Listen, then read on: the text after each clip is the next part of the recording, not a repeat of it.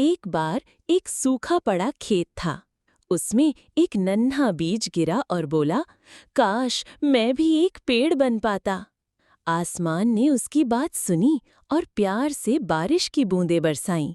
बीज खुश हुआ, मिट्टी मुस्कुराई और कुछ ही दिनों में वो बीज एक हरा भरा पौधा बन गया।